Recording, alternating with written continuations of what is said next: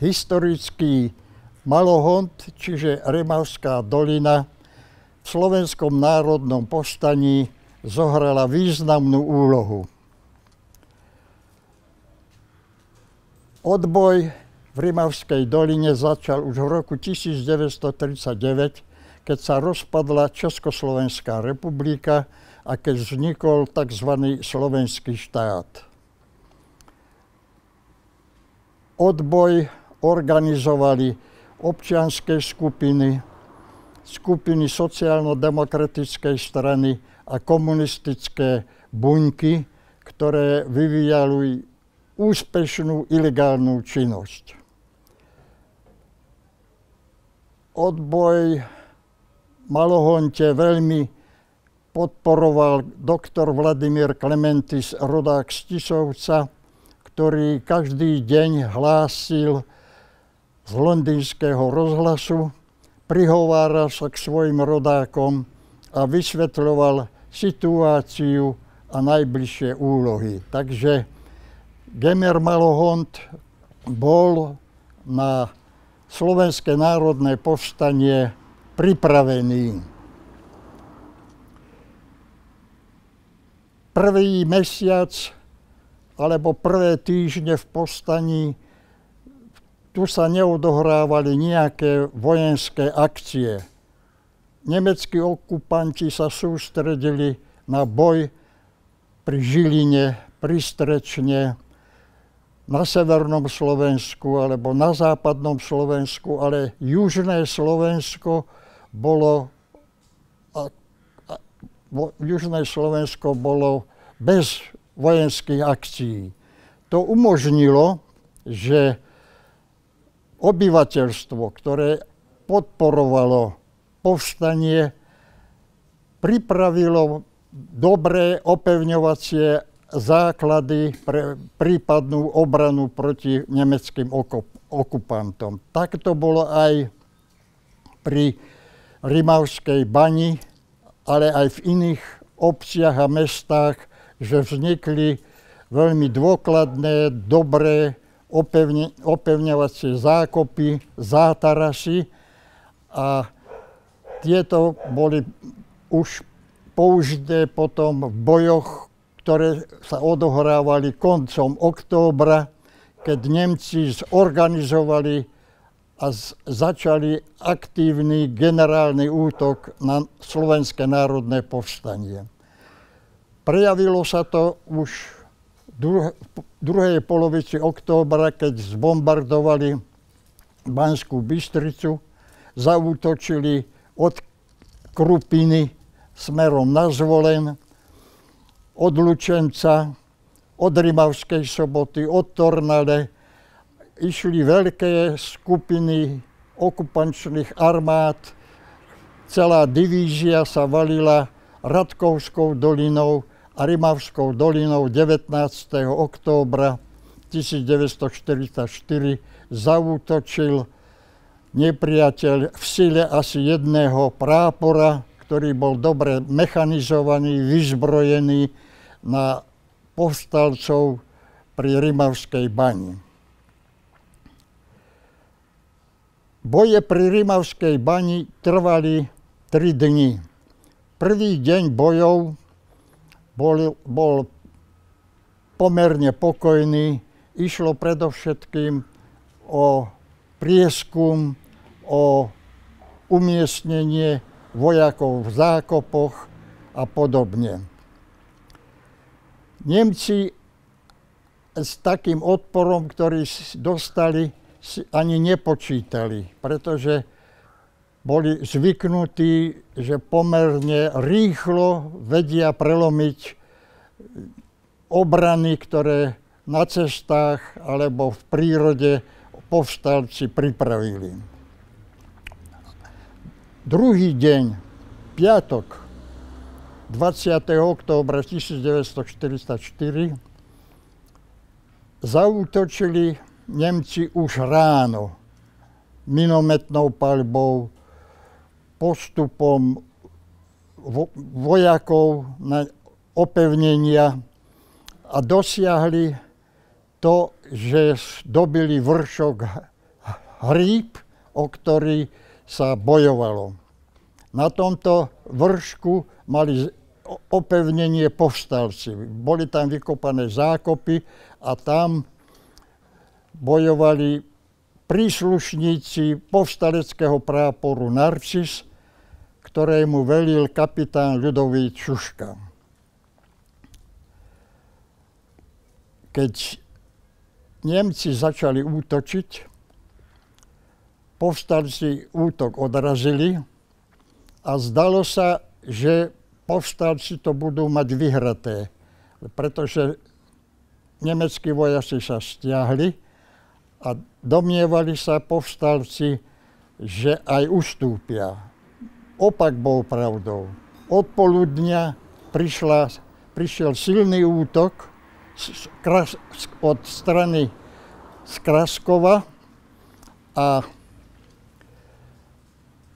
Nemci obsadili veľkú časť kopca vršku Hríb.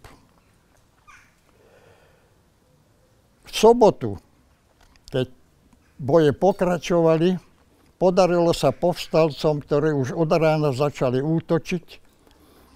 Pomáhali im delostrelci, prišli aj 2 lietadlá z 3 dubov. Tak si zlepšili svoje obranné postavenie. Od poludnia prišla však z Tisovca nepriaznivá správa, že Nemci zvíťazili nad povstalcami na Dieliku a že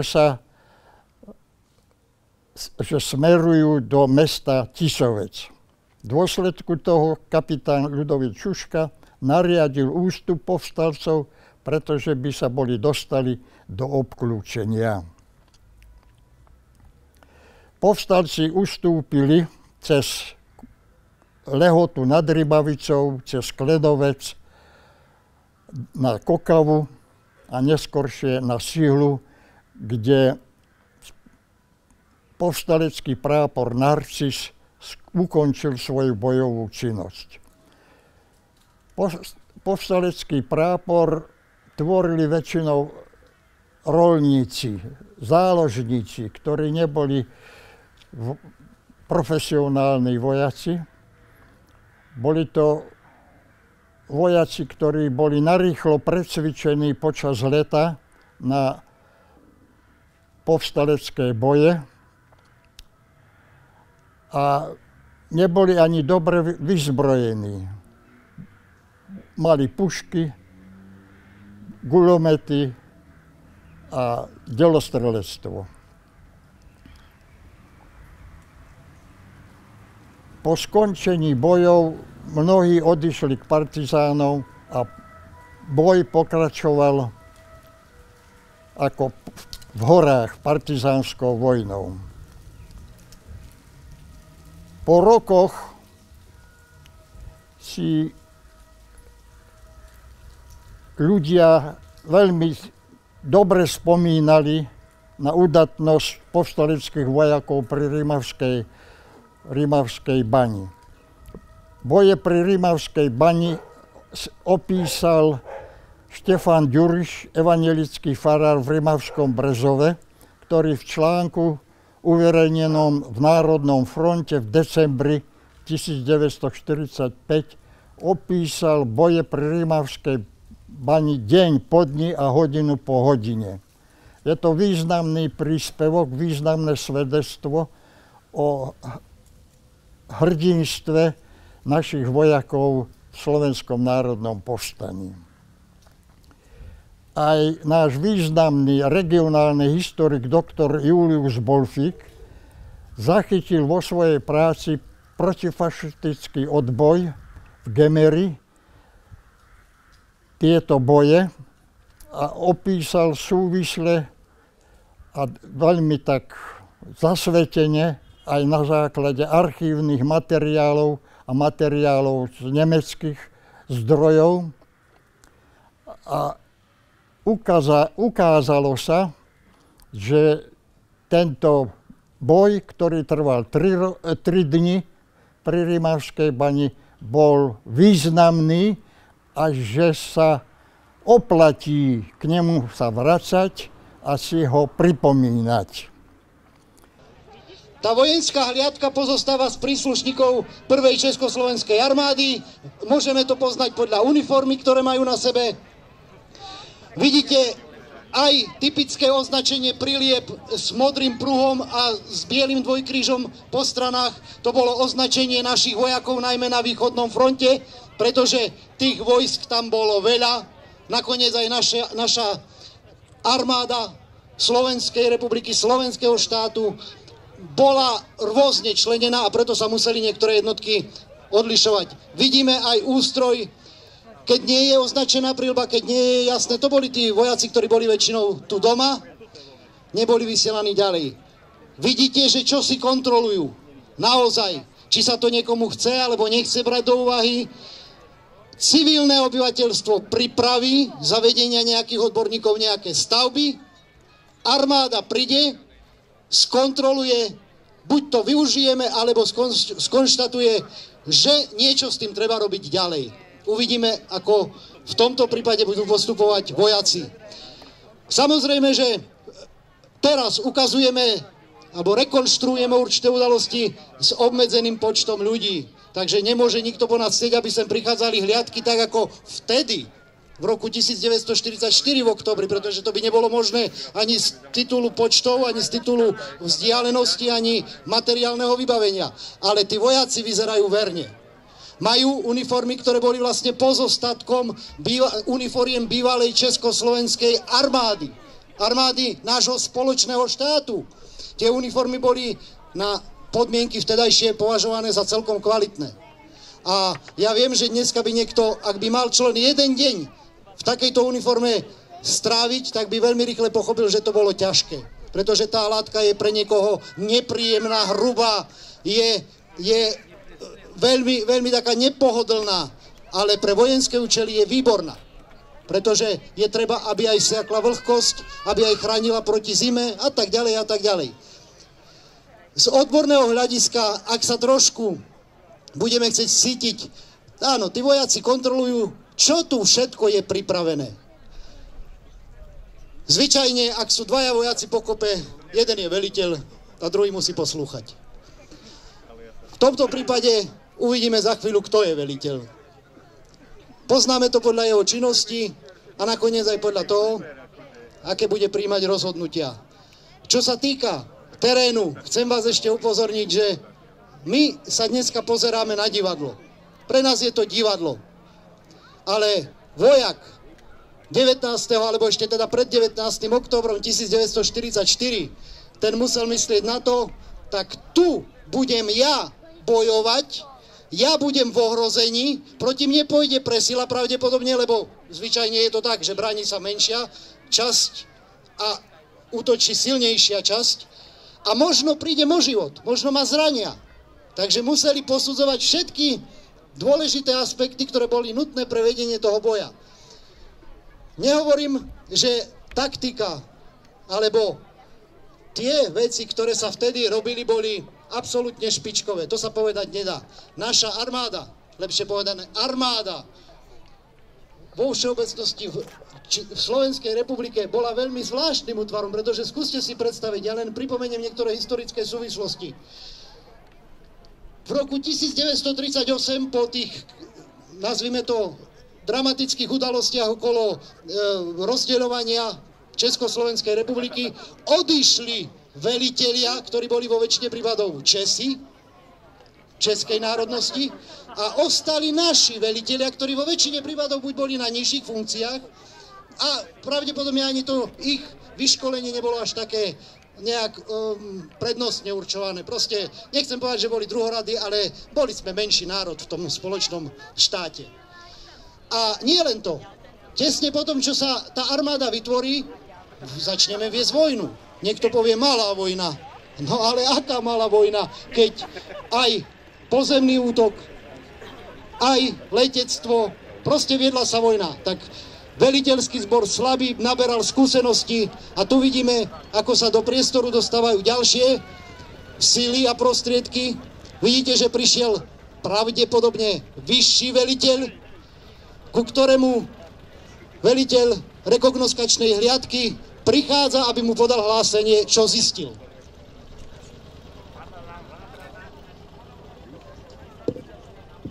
Veliteľ jednotky, ktorý preberá obranné postavenie v danom obrannom úseku, určil úlohy pre hliadku, aby začala s ostrahou toho priestoru, aby už nikto nevstupoval, aby to, čo sa dozvedel, aby už nikto neovplyvnil. Ak vojaci zisťovali, či náhodou nie je niečo nastražené v zákopoch, či náhodou je dobudované, čo má byť dobudované a tak ďalej, to všetko už ten veliteľ bere. To je jeho zodpovednosť, to je jeho úsek. On zodpovedá s ďalším svojim nadriadením a v podstate aj svojim podriadeným, svojim vojakom za to, že to bude tak pripravené, aby zbytočne nehynuli. Všetko to opäť nám môže pripadať, súčasníkom môže pripadať, to je také teoretizovanie. Ale v boji je to nevyhnutnosť. Ťažko by niekto mohol bojovať, ak by si nepreveril priestor, kde budeme bojovať. Už Napoleon aj pri Slavkove konštatoval, páni, zde bude naše práce. Aj tu to platí. Tu bude ich práca. Pri kontrole vojaci zistili, že treba dobudovať obranné postavenie. Vidíte, že sú využité prostriedky miestni obyvatelia, tak ako to na tých bojiskách, na tých obranných úsekoch na Slovensku v dobe povstania bolo. Nemožno v takej situácii to akože odovzdať armáde a vy bojujte a my si počkáme, ako to dopadne. Ide o ich životy, ide o ich osudy a musia sa na tom podieľať.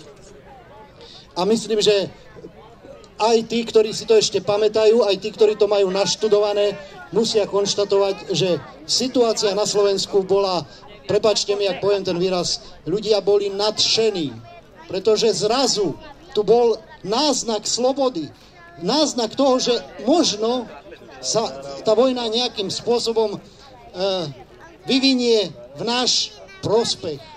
Nie zištný, ale taký ten ľudský. Prežijeme, zostanú nám domovy a tak ďalej. Niekto zase môže teoretizovať, že keby sme im dali pokoj, oni by nám nič nerobili. No ako možno dať vo vojne, keď sa zabíja, keď aj našich blízkych zabíjajú, pokoj tomu, kto zabíja? Možno niekto to dokáže, ja si myslím, že väčšina nie.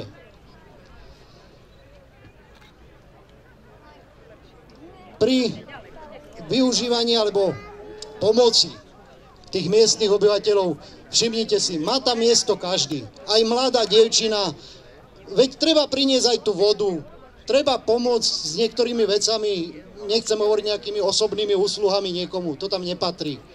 Ale blíži sa čosi hrozné a všetci sa na to musíme pripraviť. Aj v tomto prípade sa to hrozné blíži. Zatiaľ nevidno nič dramatické, nevidno, že by nejaké lietadla ich tu nejakým spôsobom vyrušovali alebo ničili. Je to príprava. Ak by sme ešte trošku chceli sa vcítiť do jednotlivých aktérov tých činností, tak samozrejme mali tu svoje miesto takí ľudia, ktorí v tom regióne boli, teraz to poviem zase tak trošku nadnesene, tí o tej lokalite vedeli všetko. Takže museli byť aj pre ten boj nadchnutí, že chceme bojovať, museli tie svoje informácie, že kde je najlepšie miesto, ako ho využiť, poskytnúť tým vojakom, lebo v opačnom prípade aj vojak sa môže pomýliť, zvoliť si nevhodný terén a tým pádom vlastne potom je ten boj taký ako malo účinný. No v tomto prípade skúste sa pozrieť trošku cez tú lúku ďalej na horizont. No povedzte a skúste sa vžívať aj do tej druhej strany a ja myslím, že tí velitelia tak rozmýšľali. Tak k nám sa blížia chlapi, oni to z časti mohli vedieť, z časti nemuseli, ale my to vieme. Tak sem sa blíži divízia, 18. divízia SS Horst Wessel. Chlapi naverbovaní a všelijak zaradení do tejto divízie niekde v rovinách Maďarska. A prídu do priestoru, ktorý je veľmi členitý. Sú tu údolia, sú tu lesy, sú tu svahy, sú tu dominantné výšiny, sú tu objekty a to všetko bude hrať proti ním. Takže aj také masívne a veľmi nebezpečné bojové zoskupenie, ako bola SS divízia, Horst Wessel, môže mať problémy. Dokonca také problémy, ktoré veľmi ovplyvnia ich činnosť. Za určitých okolností by sme mohli aj povedať, možno by mohli byť aj zastavení. My to berme, že historicky vieme, ako to dopadlo. V skutočnosti uvidíme, ako budú tí naši herci, naši bojujúci tú situáciu ukazovať. Ja osobne by som sa prikláňal k tomu, že nechcel by som byť niekde v predsunutom nejakom orgáne, v nejakom predvoji tej divízie, pretože každý kúsok lesa bol nebezpečný, každý most bol nebezpečný, každý protiľahlý svah bol nebezpečný a oni museli postupovať vpred. Ich úlohou bolo vpred. Nezastavovať sa vpred, likvidovať, obchádzať vpred, pretože potrebovali čo najskôr ísť do centra povstania. To bol zmysel. A tu sa chystali ľudia, aby im v tom zabránili.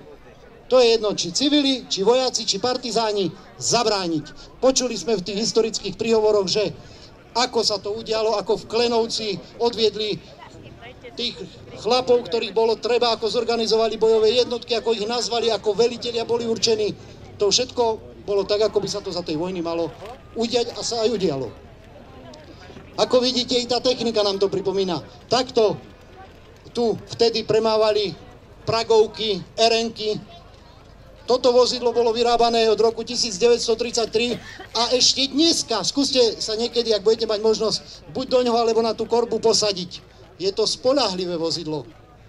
Československá republika naozaj mala aj dobré, dá sa povedať, že veľmi dobré prostriedky a nakoniec naša armáda ich teda mala tiež.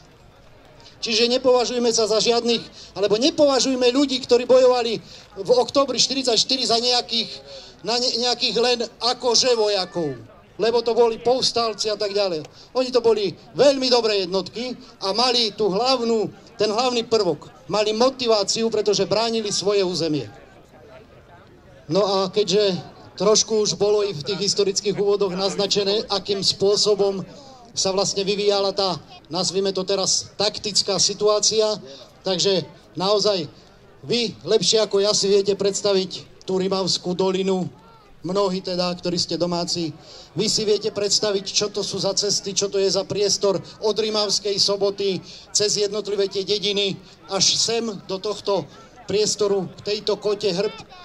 A teraz, ak si predstavíme ten rok 1944, ten október, tak nie len tu aj tam trošku v diaľke, bližšie k Rimavskej Sobote, by sa mohol organizovať nejaký odpor, nejaký aspoň začať nejaké boje. Taktiku zvolili vtedy velitelia patriční, ktorí tu boli na to určení, takú, akú zvolili. Ja dneska, bol som celý život a považujem sa ešte stále za vojaka, môžem povedať, že malo to aj chyby. Áno, naši velitelia, tí povstaleckí velitelia trošku ako keby nechceli rozmýšľať, alebo nemohli, alebo nemali možno prostriedky o tej hĺbke tej obrany, že ďalšie postavenie, aby bolo, ďalšie zálohy, aby boli, aby vedeli lepšie to, čo Nemci už vedeli perfektne. Že dobrá obrana, to sa už naučili, keď ich Rusi tlačili z východu na západ, že najprv postavím nejaké zákopy, potom pár vojakov do nich dám, ale keď začne niekto útočiť, tak tí vojaci odídu na to hlavné postavenie, o ktorom nikto nič nevie. Toto možno naši velitelia trošku podceňovali alebo nemali iné možnosti, ako to riešiť. Na druhej strane možno boli radi, že aspoň to, čo majú k dispozícii, môžu využiť a musia to využiť. Takže aj tá obrana mala svoje slabé miesta. Nakoniec slabým miestom bolo aj prieskumná činnosť. Veď keby mali také možnosti, aké majú vojaci dneska, tak by sa tak pripravili na tú SS divíziu, že by ju veľmi by mala veľké problémy, minimálne. Pretože SS divízia, takisto, poďme rovno k tomu, niekto si môže predstavovať, je to viac menej politická vojenská jednotka. Wehrmacht a SS jednotky je rozdiel. Niekde fanatickosť, lebo ten fanatizmus tam bol v tých jednotkách. Na druhej strane je fanatizmus pre vojaka nepríjemný, pretože zvádza vojaka k nezmyselnostiam.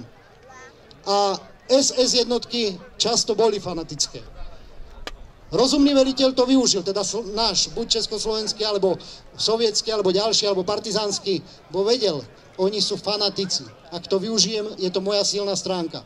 Na druhej strane, zase nepodceňujme ani SS, je predsa len Tam treba počítať s úpornosťou, tam treba počítať s dobrým vybavením, tam treba počítať s tým, že budú sa snažiť, aby ukázali, že oni sú tí nadľudia. Všetko to musel veliteľ brať do úvahy. Ako vidíte, v našom prípade veliteľ riadi obranné práce, alebo dobudovanie obranných postavení. Podľa hodnosti, ak by ste chceli, tak samozrejme naša armáda nemala nejaký nadbytok plukovníkov a generálov, skôr to boli nižšie hodnosti. Už kapitán bola vysoká hodnosť, poručík, nadporučík, to už boli fakt páni, dôstojníci. V tomto prípade desiatník. Pretože je to úsek, nie je to celý priestor nejakej obrany, je to len nejaká časť, ktorú ukazujeme. Je tu pár vojakov, tak asi by bolo aj nevhodné, ak by sme si predstavovali, jak plukovník tu na veli 3 vojakom. Tak to nebolo. No a samozrejme, že i ten desiatník ale bol, viete, dneska a najmä po rôznych osobných zážitkoch z vojenskej základnej služby niekto povie, tak desiatník to je skoro nejaká hodnosť. No to je sakra hodnosť. Vždycky ten, čo riadi boj, je veľmi vysoká a dôležitá persóna a každého musí počúvať. Lebo ten rozhoduje o živote a smrti. Nepotrebuje na to 3 hviezdy. A opäť sa nám približuje technika, takže trošku si povedzme niečo o tej technike. Vidíte akýsi motocykel. My si aspoň povedzme, že v tej našej československej armáde boli predovšetkým motocykle z bývalej československej, tej našej armády spoločného štátu. Boli to Budiavy alebo Čezety, ale už mohli sa objaviť aj niektoré typy nemeckých jednotiek, či už rôzne zakúpené alebo nejak obstarané v rámci armády Slovenskej republiky po roku 1939. Už som spomínal, že vozidlo Praga ARN, vyrábané od roku 1933, používané na prepravu i materiálu, i osôb. To sú také tie klasické, myslím, že dobové obrázky. Takto to uvidíte i na tých fotografiách, i na archívnych videozáberoch. Proste takéto auta tu boli. Prevážali ľudí, prevážali materiál. Dokonca i ten náter by celkom mohol odpovedať, i keď samozrejme na mnohých autách v období povstania ostali také tie reklamné a firemné nápisy, ktoré tie autá ako bežne používané v civile mali. Či už to boli nejaké špeditérske spoločnosti, proste boli ako využité v rámci armády pre potreby v rámci vedenia bojovej činnosti. Z toho, čo sa deje, vyplýva, že obrana sa dobudováva, pravdepodobne veliteľ bude musieť prijať nejaké rozhodnutie a bude využívať tú techniku. Zase skúsme si povedať aj to, ako je technika využívaná v rámci bojovej činnosti. To, čo sa vezie k frontu, je strelivo, materiál, ľudia, a to, čo sa vezie späť od fronty, ak už sú nejakí ranení, tak ranení, a všetko to, čo treba zachrániť. Trošku dávam priestor aj na to, aby ste počuli tie povely, tie hlasy, tie zvuky, a opäť, kto mohol najlepšie rozhodovať, že ako vybudovať tú obranu? No tí, ktorí bojovali v prvej svetovej vojne a vedeli, jak to bolo na fronte, tí, ktorí prešli nejakým výcvikom, tí, ktorí mali nejaké skúsenosti a v tých skupinách, v tých lokalitách, kde tí ľudia žili, takí ľudia boli. Čiže netreba len čakať, že nejaký vojak prišiel s nejakým plánom niekde z Bystrice a teraz podľa toho tu všetko robili. Nie, tak ako boli skúsenosti, každý prispieval ako mohol. Možno majú trošku výhodu tí, ktorí sú priamo pri zákope, pretože máte možnosť vidieť aj jednotlivé zbrane, ktoré sa rozmiestňujú. Ako vidíte, veliteľ musí rozhodnúť o tom, ako usporiadať, kde dať dôraz, čo budem chrániť. Pre niekoho to môže byť jednoduché. Je tu lúka, tak dajme do prostriedku všetko, čo máme. Skúste rozmýšľať vojensky. Čo dám na jednu stranu, aby kosilo čo najlepšom uhle tých protivníkov? No dám na stranu kulomet, lebo ten bude pokrývať široký priestor. Keď ho dám do prostriedku luky, tak bude spáliť jedným smerom a nebude mať dosť široký uhol. Mám protitankovú pušku. No kde ju môžem dať? No tam, kde čakám, že pôjde nejaký tank. Nedám ju predsa niekde, kde pôjde pechota, lebo to by som ju nevyužil. Čiže už teraz tí, ktorí sú skúsenejší, tí, ktorí buď to niekedy videli, zažili, alebo aspoň absolvovali výcvik, tak už môžu vedieť, že aha, ja som na mieste, myslím ako divák, predo mnou je protitanková puška, tak asi príde tank, alebo niečo dôležité. No a okrem iných zbraní vidíme československé pušky vzor 24, účinný zostrel okolo 2 kilometrov, bežná výzbroj jednotlivca v našej armáde. Samozrejme, že boli, alebo mali tí vojaci ešte aj ďalšie možnosti, možno niektoré pištole, vzor 36 a podobne.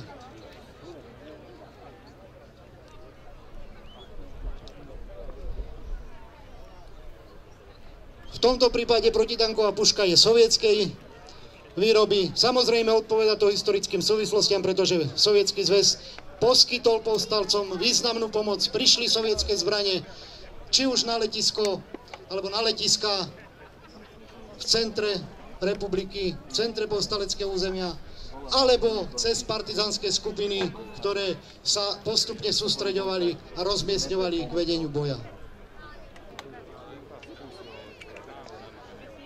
No a keďže neustále prebieha to zdokonaľovanie obrany, tá príprava a rozmiestňovanie prvkov, už naozaj môžete vidieť, kde sú predné hliadky, ako zaisťujú prístup do tohto priestoru. Môžete vidieť rozmiestnenie hlavných druhov zbraní, môžete vidieť, ako sa pomaličky sťahujú tí budovatelia obrany, ako keby stále viac a viac tým západným smerom. A nakoniec ešte nám tu niektoré prvky chýbajú, pretože ak viem, že proti mne ide akési mechanizované bojové uskupenie s tankovými a delostreleckými prostriedkami, tak asi by som ich ťažko zastavoval puškami a kulometom. Čiže môžeme tak nejak očakávať, že asi uvidíme aj niektoré ďalšie druhy bojovej techniky a úsilie tej obrany sa bude neustále zvyšovať. Stále sa mi žiada trošku vrátiť aj k podmienkam tej našej povstaleckej armády, pretože bol tu aj značný nárast tých bojových skúseností z východného frontu. Boli tu chlapi už, ktorí prešli tým východným frontom a vedeli veľmi dobre bojovať. Vedeli, proti komu sa pripravujú. Na druhej strane boli tu mladí chlapi, povolanci, branci, alebo tí, ktorí boli zorganizovaní v rámci 2 mobilizácií, ktoré prebiehali. A nie každý z nich musel mať tie skutočne dobré vojenské skúsenosti. Práve v tom bolo to umenie tých veliteľov, že previazať trošku tých skúsených s tými menej skúsenými, zladiť tých vojakov s tými partizánmi, aby to bolo čo najfunkčnejšie. Bohužiaľ musíme povedať, a ja myslím, že to patrí k tomu, že bolo to niekedy veľmi ťažké. Naozaj, sovietskí velitelia partizánskych skupín nielen, že nemienili, oni priam mali v popise, ak dovolíte, poviem to v úvodzovkách, v popise svojej práce sa podriadovať nejakým iným veliteľom. Oni mali svoje veliteľské stupne. Veď takmer každá partizánska skupina, takmer každá, nehovorím, že všetky, ale takmer každá, bola riadená ústredným štábom partizánskeho hnutia, či už priamo z Kyjeva v tej dobe, alebo z Bystrice, alebo proste z ktorýchkoľvek, čiže našim štábom.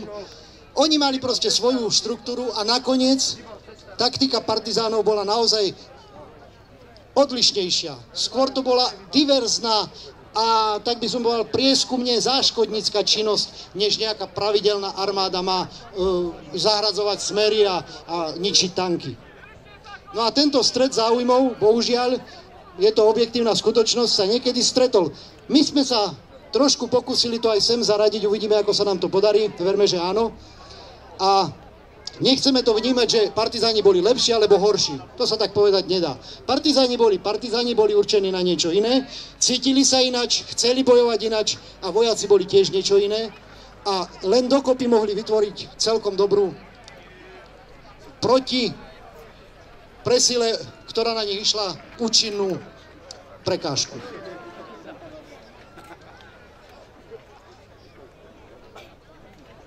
Ako vidíte, vozidlo odváža akúsi skúsme povedať, špecifickú skupinu osôb. Pozrite sa, na tom aute, ktoré odišlo, nie sú žiadne ženy. Ženy ostali. Ak tam nejaká je, tak vynimočne, ale asi žiadna. A prečo? No pretože, buďme realisti, opäť, tí chlapi, ktorí za chvíľku budú musieť bojovať, tí potrebujú aj určitú prípravu. Nemožno od lopaty prejsť hneď k nejakému boju. A príprava priestoru ešte pokračuje. Čiže najskôr odvážam to, čo potrebujem ešte pripravovať. Možno pre niekoho nevýznamná informácia. Áno, však to je logické. Ale každá jedna nevýznamná informácia o tom, ako vznikla Československá armáda na Slovensku, prvá Československá armáda na Slovensku, o tom, kto ju riadil, o tom, akí v nej boli vojaci, ako mali výstroj, výzbroj, ako sa správali k domácim, ako tí domáci ich podporovali, to všetko dokopy vytvorilo neskôr taký úderný, alebo nazvime to bojový zväzok, ktorý mal, a teraz skúsme chvíľu opäť kalkulovať. Ja vojensky, vy sa pridajte, ak chcete. No tak 60 000. Zoskupenie vojenských osôb v sile 60 000. Ak si to trošku tak pripodobním, však to je jeden sovietský front. Sice menší, ale už skoro ako keby sovietský front. Lebo väčšinou poznáme tie sovietské armády, Červenú armádu a fronty a tak ďalej. A teraz 60 000 na vlastnom území.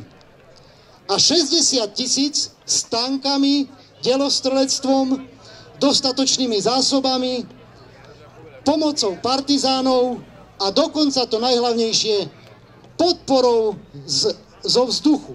Veď to nikde v Európe predtým nebolo, ani len v tej Jugoslávii sa nedarilo vytvárať takéto podmienky. A my sme tu mali ešte aj leteckú podporu vlastnú. No to je sakra účinné zoskupenie a ono to aj tak potom dopadlo. Spôsobiť 4, takmer, a možno aj viac, takmer uskupeniu 4 veľmi, veľmi dobrých divízií problémy na 2 mesiace, no to je kus dobrej práce, teda vojenskej. No a aj z metodického hľadiska, ja viem, že je teplo a že už sa veľmi tešíme a už by sme chceli niečo vidieť, ale viete, ono je to aj v tom bojovom živote naozaj tak. Najskôr dlhé prípravy, napätie, tak kedy, už to bude, nebude, príde to, nepríde to a potom, keď to začne, rýchly priebeh, ide to raz na raz, zrazu si ani neuvedomím, že veď už je tam tank, už musím bojovať. Ono aj v tom bojovom živote to asi tak nejak mohlo vyzerať. My máme ešte aj tú nevýhodu, že vzdialenosti, ktoré musíme pri ukážke dodržiavať, pracujú proti nám. To, čo v boji nemusíme, dokonca sme radšej, keď tieto na 2 kilometre môžeme strieľať, my tu musíme strieľať na 50 metrov. Pretože by ste to nevideli, keby sme to takto nerobili. Niekedy samotná rekonštrukcia je, dá sa povedať, ako keby ťažšia vo svojej podstate ako samotný boj. Tam som ja a protivník, z očí v oči. Tu musím hrať čosi. No a naši herci, príslušníci prvej Československej armády na Slovensku, dobudovávajú stále našu obranu pred Rimavskou baňou. Ťažko naozaj v tejto chvíli posudzovať, či sa viac báli, alebo viac nejak stávali do pozície, že zvíťazíme. Ťažko mne to posudzovať. Myslím si, že to, čo sa dá posúdiť, neušli. Čakali na toho protivníka, neušli, začali bojovať a zase, pozrite, jedna dedinka na Slovensku. 3 dni zdržovali divíziu. Viete, čo to je? Minúta pre divíziu je veľa. Divízia je veľmi zložitý proces, veľmi zložitý celok a myslím, že aj v našom preložení plukovník Trabant ako veliteľ 18. SS divízie mal čo robiť, aby zdôvodňoval, prečo bol zastavený a prečo musel bojovať. Ale to už necháme na tých, ktorí to videli a zažili, alebo ako to prebehlo. Zase vidíme príchod vozidla a vidíte, že a už je tu aj akési čo môžeme nazvať delostrelecké, aj keď je to veľmi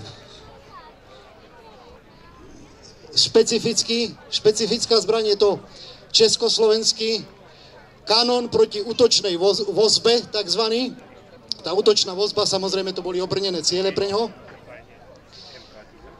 Nebol nejak veľmi účinný pre nejaké silné pancirované ciele, ale za určitých okolností mal svoj význam. V tomto prípade určite má svoj význam. No a nakoniec skúste si predstaviť vojakov bez zabezpečenia. Len zbraň, munícia a úloha. To je málo. Potrebujem aj kuchyňu, potrebujem jesť, potrebujem sa ošetrovať, čistiť, ak som zranený alebo chorý, ošetriť. No a to všetko k tej armáde vtedy tiež patrilo. Myslím, že divácky vďačný je pohľad na tú kuchyňu. Ona je typická ešte z Rakúsko-Uhorska. Dostala sa samozrejme všelijakými cestami delenia, vzniku republiky a zase delenia republiky aj k našej armáde, prvej československej armáde na Slovensku. Ako vidíte, je to klasický typ poľnej kuchyne, konkrétne vzor 07. Mohli by sme z toho vydedukovať, že bola vymyslená alebo nejak zriadená, zostavená v roku 1907. Čiže pre niekoho taká starenka. Lenže bez tej starenky, bez tej stravy, no, vojaci by neboli nadšení. A keďže máme na tom našom pomyselnom bojsku aj kone, tak si povedzme niečo aj o význame koní pre vojenstvo alebo pre obdobie povstania. Poviem vám takú informáciu, ktorú niekedy ako keby sme nechceli vnímať. Predstavte si, že keď napadli vojska, tie divízie, stovky divízií alebo desiatky, stovky divízií Tretej ríše, Wehrmachtu a zbranie SS, keď napadli Sovietsky zväz, tak objavila sa taká informácia, že 90% z nich išlo peši a pomocou koní. Na povozoch, v sedle a všelijak inač. A len 10% bola mechanizácia. Takže skúste si aj tu predstaviť, pozrite, máme aj ďalšieho koňa. Koňa a jazdca zastavujú na druhej strane, ako vidíte. Vojaci, zastavuje ho hliadka. Tí, ktorí sú bližšie, pravdepodobne počujú, že hliadka zisťuje, prečo sa blížiš z tohto priestoru k nám. Tento chlapík, tento občan, tento človek čo najrýchlejšie doniesol správu: od Rimavskej Soboty idú Nemci. Pre nás je to dneska naozaj pekné divadlo, že vidíme koňa, jazdca, vojakov. Vtedy to bola normálna situácia, normálny pohľad, bežný život.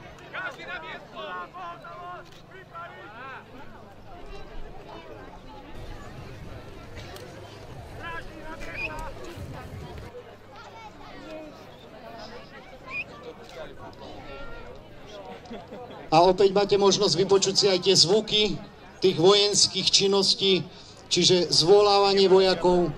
Vidíte, že pracuje aj taký prostriedok, ako je píšťalka, hlas, odovzdávanie povelov po tzv. Rojnici, alebo od vojaka k vojakovi.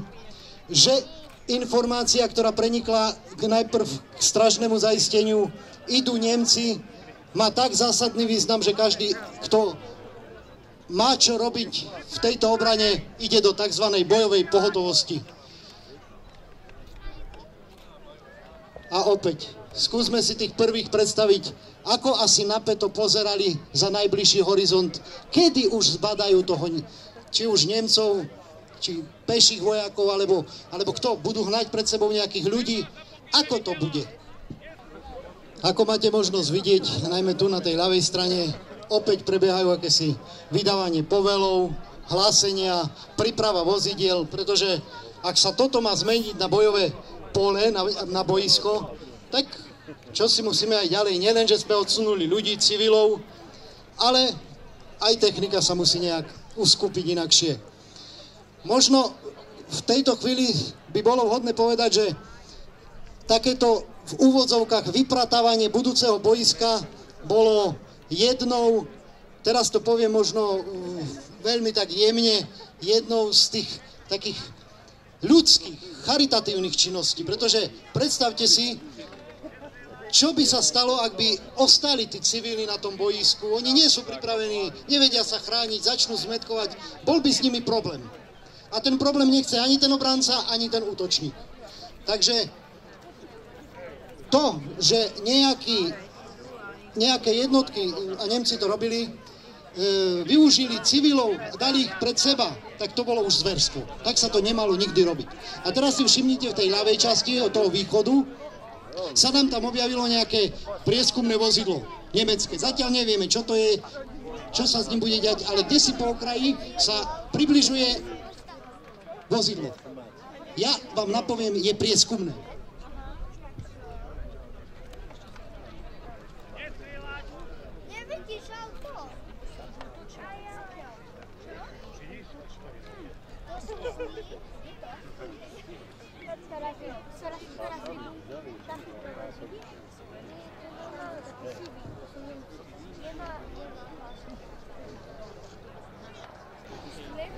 Opäť tí, ktorí ste v tej pravej časti, máte možnosť vidieť lepšie, že veliteľ vozidla, pravdepodobne nejaký dôstojník alebo podôstojník, vystúpil, pozoruje boisko ďalekohľadom,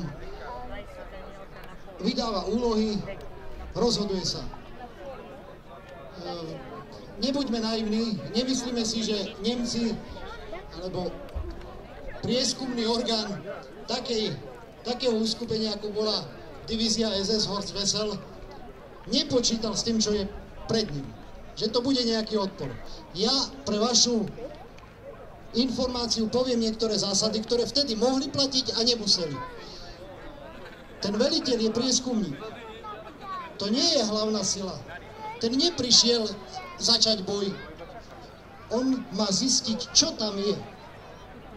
A to môže zistiť rôznymi spôsobmi.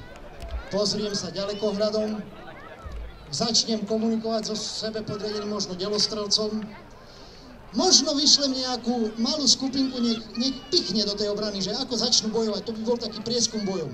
My v tejto chvíli nevieme, ako sa veliteľ rozhodne. On je prieskum. To vozidielko, ktoré tam vidíte, je také typické nemecké prieskumné vozidlo s takým zvláštnym názvom Stoever. A bežne ho používali. Opakujem znova, že my trošku tie vzdialenosti máme redukované. V skutočnosti by ho nevideli títo vojaci, pretože on by sa veľmi maskoval. Ale my chceme, aby vy ste videli, tak preto je taký na akože odkrytom teréne. Ale on pozoruje a títo akože ho nevidia zatiaľ. Tak to je len také doplnenie. A pozrite, veliteľ zistil, je tam odpor. Neprejdem len tak, že pustím svojich vojakov dopredu, pretože čo by sa stalo? No ak by sem prišiel početnejší oddiel peších vojsk, padli by. Ak by sem prišlo niečo mechanizované, niečo tankové, dostalo by to zásah, pravdepodobne. Prieskum sa skončil. My, laici aj skúsení vojaci, vieme, príde niečo ďalšie. Ja ešte na vaše dokreslenie musím povedať, že práve tá vzdušná podpora bola pre nás veľmi dobrou v tom roku 1944, v tom oktobri, aj toho 19. aj v ďalších dňoch, pretože práve tá postupujúca kolóna tej divízie, ktorá išla v troch bojových skupinách, vlastne ako keby v troch prúdoch, paralelne boli napadané letectvom a už tam im boli spôsobované straty. Straty, ktoré mali význam pri boji. My na našom pozemnom boisku sa skôr pozrime, čo využije veliteľ, ktorý nemá letectvo, ale má vojakov. A už ich vidíte. Tam vpravo už sa organizujú vojaci. Takže situácia sa nám rozohráva v tej východnej časti. Vidíte, že pechota bojovej skupiny Zone začína rozvinovať svoju zostavu. Možno, že pre tých, ktorí nikdy neboli na vojne, je dôležité vedieť, že a prečo sa tí ľudia takto roztiahnu do nejakej línie, prečo sa neostanú v zástupe, prečo nejdú skrytí jeden za druhým. No pretože bojovať, to neznamená sa skrývať. Bojovať znamená dostať sa do takej zostavy, kde každá jedna zbraň bude mať šancu strieľať, kde aj keď niekto padne, väčšina splní úlohu. A toto je teraz tá bojová zostava tej skupiny, ktorá sa tu prisunula od Rimavskej Soboty. Od tých dedín, ktoré sú južnejšie od nás. Veliteľ ich učlenil do bojovej zostavy a zavelil vpred. A na to, čo nastane, bude reagovať. buď prerazím, alebo zistím, čo je predo mnou a prispôsobím sa. Pre vašu takú zase zorientovanie, informáciu, skúsme si predstaviť, že tá línia, kedy ich zbadajú naši vojaci prvej Československej armády, je ešte stále, za chvíľku už tam budú. Ako prídu k tým brieskam, k tým kríkom zhruba tých 20-30 metrov, potom ich zbadajú. Teraz ich ešte akože nevidia. To je kvôli tej ukážke, kvôli tej rekonštrukcii. V skutočnosti by boli možno aj 500 metrov ďaleko. A možno aj kilometr. Záležalo by to presne od toho terénu, ale už by išli v bojovej zostave. Oni takto išli. Oni išli a velitelia čakali, lebo boj sa začne. Zase nepredstavujme si, my sme zvyknutí z tých filmov, že prvá rána zásah.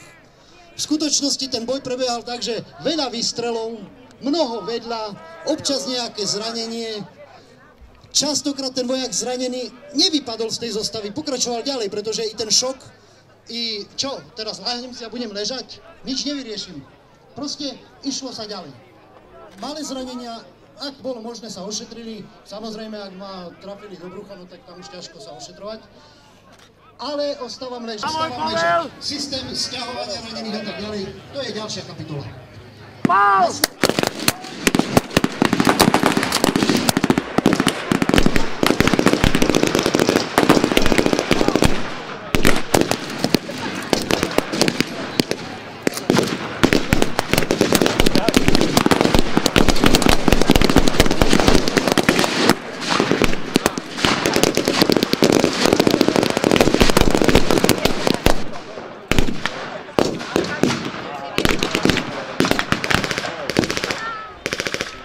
Z ľavej strany partizáni.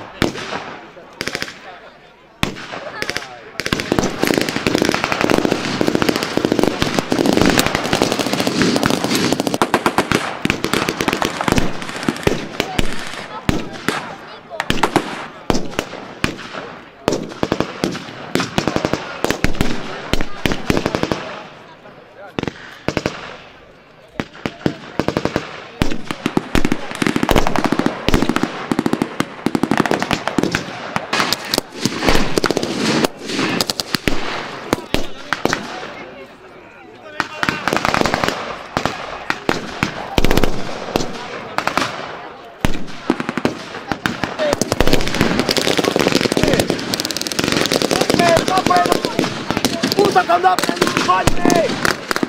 Nezaručte útok!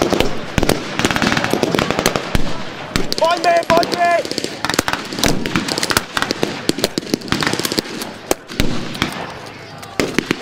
Československá armáda!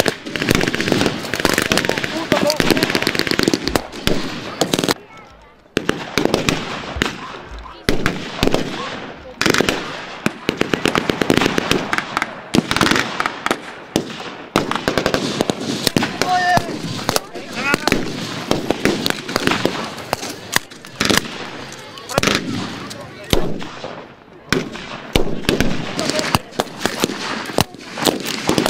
Armáda! Pohyb! Dopredu!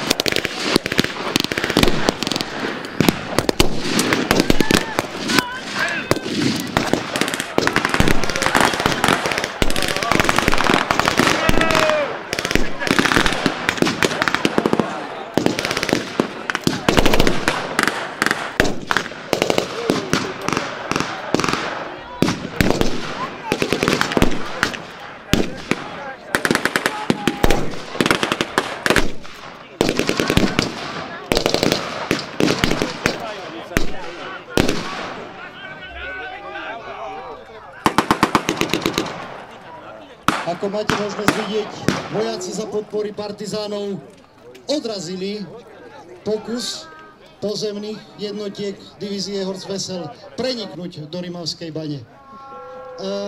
Snažili sme sa ukázať, možno ste to videli, že počiatočný nápor všetkých zbraní mal svoj význam. Teraz už veliteľ musí rozmýšľať, ale už Nemec vie, kde sme, vie, kde mám kulomety, vie, kde mám kanón. Musí sa zase zariadiť. Aj ten nemecký veliteľ začína zase v úvodzovkách partiu rozmiestnenia sila prostriedkov. Pozrite, rozhodol sa stiahnuť. Netrvá na tom, že musím tú čiaru za každú cenu už ovládnuť. Stiahol sa. Tí, ktorí vedia niečo o vojenstve, vedia, že začali sa takzvané odpočítavanie tých krvavých minút. Pretože teraz veliteľ nemecký zvažuje, ak mám delostrelectvo, zapojím ho. Ak mám tanky, zapojím ich. Ak mám podporu letectva, využijem ju. Už som videl, zase tak ľudovo povedané, už som videl do tváre tomu svojmu protivníkovi. No a slovenský veliteľ musí tiež kalkulovať, ako to urobím s partizánmi, ako vydržím. Prídu znova a budú silnejší. Možno vás niektorých zaskočili tie zvuky tých výstrelov. Sú to len expanzné zbrane. Trošku v porovnaní s ostrou muníciou sú hlučnejšie, trošku, malinko. Ale možno ste počuli, ako znie nemecký guľomet. Povstaleckí vojaci a partizáni to vedeli ako malú násobilku. Keď sa niečo niekde ozvalo, to je guľomet, to je samopal, to je výstrel z pušky, to je výstrel z pištole. My nie, my počujeme výbuch. A nevieme, čo to je. Pre nás to nie je bežná vec. Pre povstaleckého vojaka, pre partizána to bola základná znalosť. Podľa toho sa orientoval, podľa toho sa rozhodoval, podľa toho utekal, ak bolo treba. Nemeckému guľometu MG41 sa ľudovo hovorilo píla na kosti, pretože tak hustú dávku dokázal produkovať vo svojej hlavne, že prerezala vlastne tú končatinu.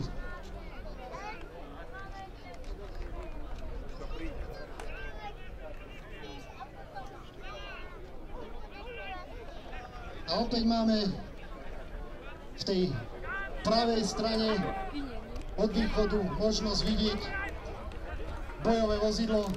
Tentokrát sa týmto vozidlom dopravili na boisko obsluhy mínometov a veliteľ nemecký zavelil mínometom k boju. Časová norma pre rozvinutie minometu k boju je okolo minúta a niečo. Do 2 minút aj budeme veľmi ústretoví voči vtedajšej technike. A minomet na boisku je veľmi nebezpečná zbraň.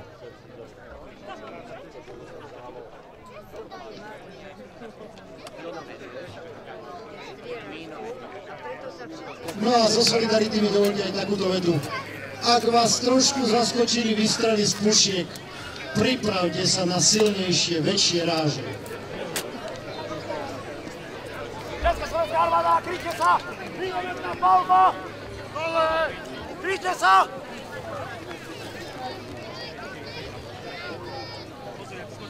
Kryjte sa!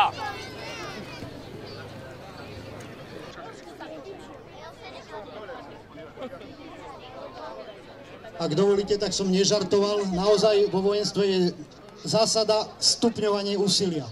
To znamená, začínam jednoduchšími, menej nebezpečnými prostriedkami a keď to nejde, pridávam ťažšie, nebezpečnejšie a až tie najhroznejšie, ktoré mám k dispozícii.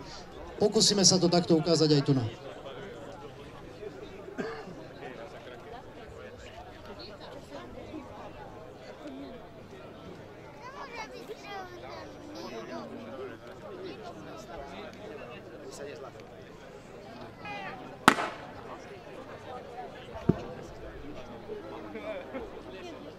No a k minometom možno by dobre bolo povedať, že ich účinný dostrel bol okolo 3 kilometrov. Samozrejme, paľba začala. Tu je to redukovaná vzdialenosť. V skutočnosti by to bolo okolo 2-3 kilometrov.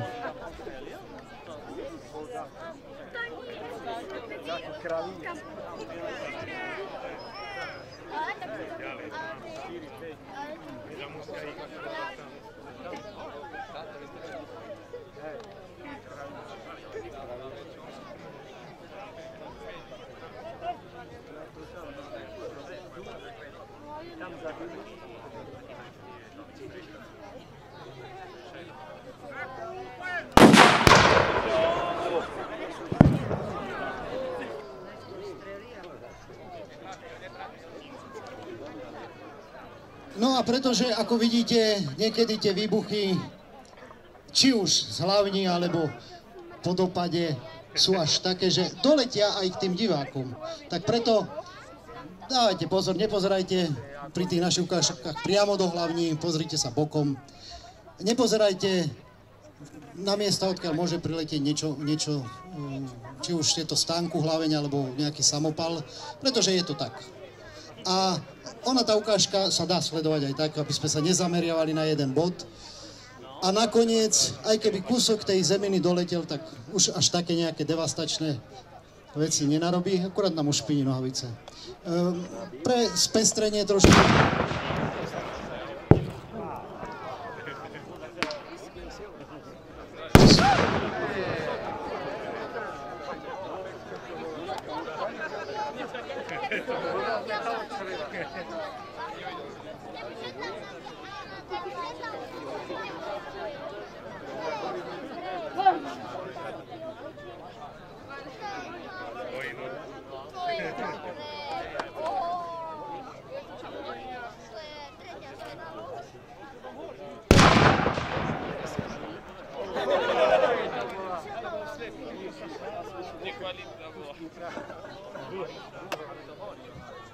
A ty dobrý, nie? Že vidím to zaujímavé. Máme sa snažiť zničiť im toto. To nevedia aj znovu. A už to zničili. A už majú problém.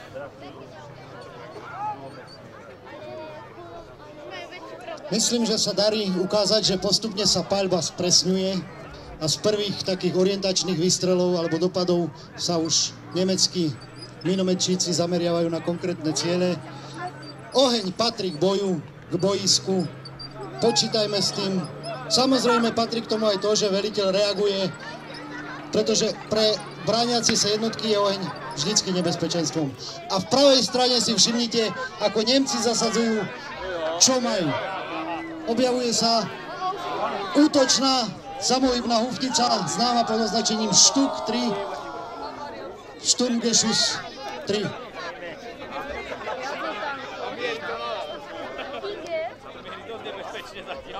Teraz už naozaj povstaleckí vojaci musia spozornieť, toto už bude boj ťažký.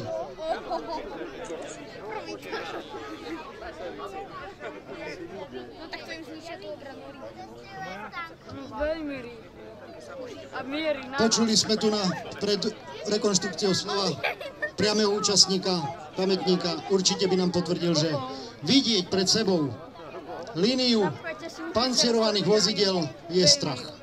Strach, strach a strach. A hrdinstvo je prekonať tento strach a bojovať ďalej.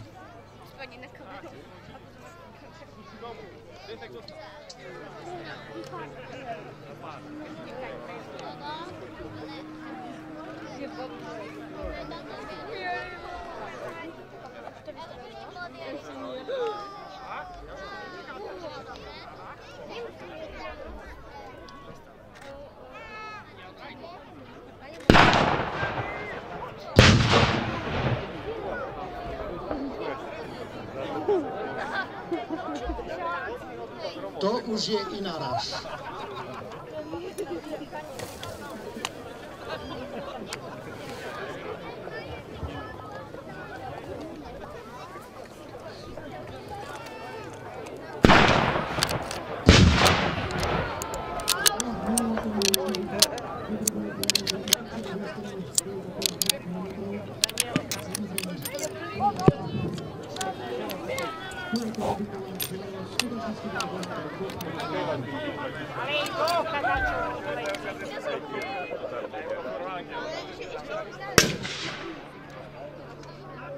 No a vidíte reakciu, protitanková puška, veliteľ povstaleckých vojsk nepanikarí.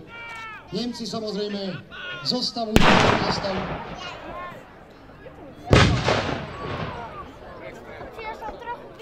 Je to len ďalší bojový prostriedok. Takto musí vojak k tomu pristupovať. Je nebezpečný, je pancierovaný, okolo neho bude plno Nemcov, alebo ak chcete fašistov, alebo ak chcete vojakov. budú ho brániť, budú s ním postupovať, pretože je to silná zbraň.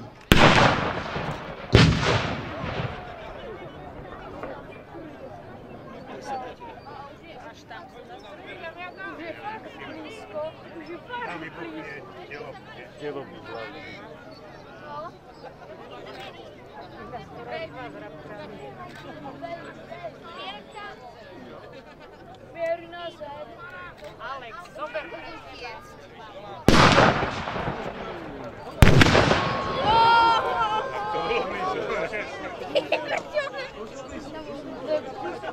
Tam to odpali rovno.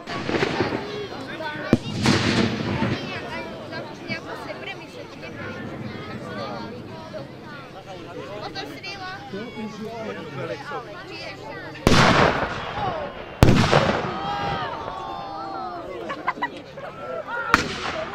A vidíte, s kým tá hufnica bojuje? S delostreleckým prostriedkom. Puška ju nezaujíma.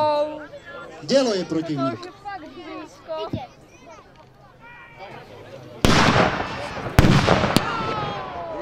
Ani trafuj, ani sa rafuj. Ja viem, že im upraví tak pičočku.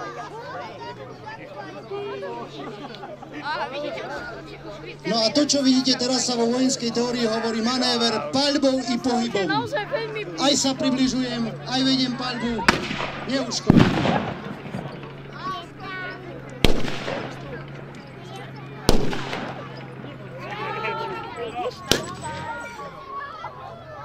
A vzadu začína pozemný útok.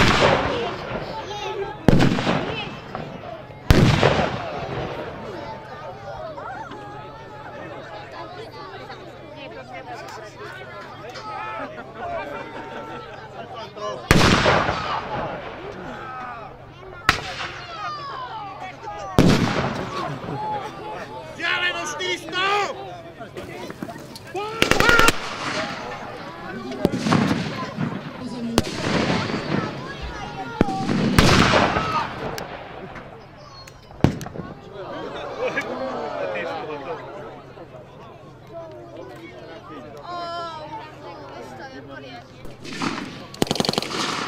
Nemecký veliteľ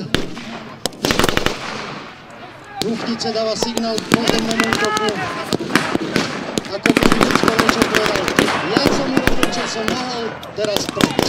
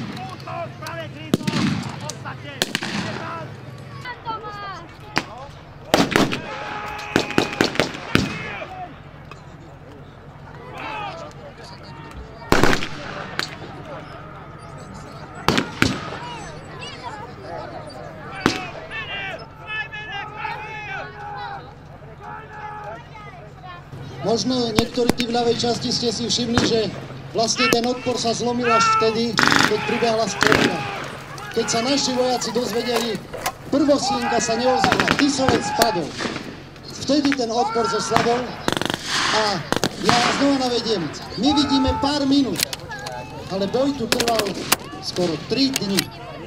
Nie každú minútu sa takto bojovalo, ale to napätie tu bolo.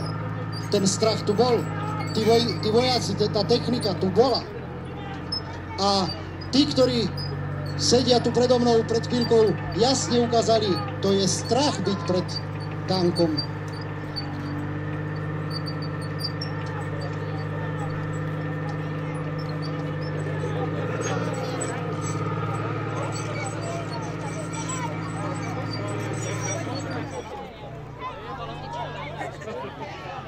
No a buďme verní našej ukážke alebo tej rekonštrukcii, buďme verní historickým realitám. Nemecké jednotky SS divízie Horst Wessel ovládli Rimavskú baňu.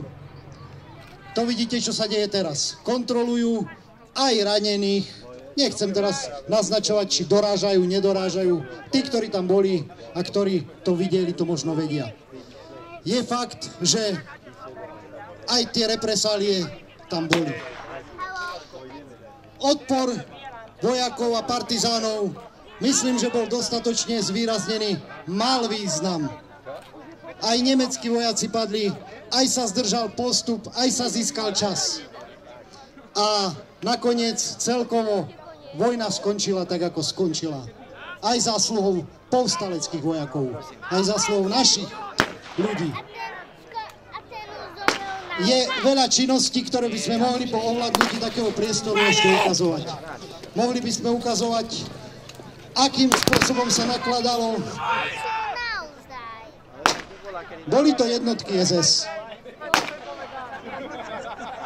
Hovoril som o fanatizme, prejavovala sa. Netvrdím, že to bolo vždycky tak, ale bolo aj tak.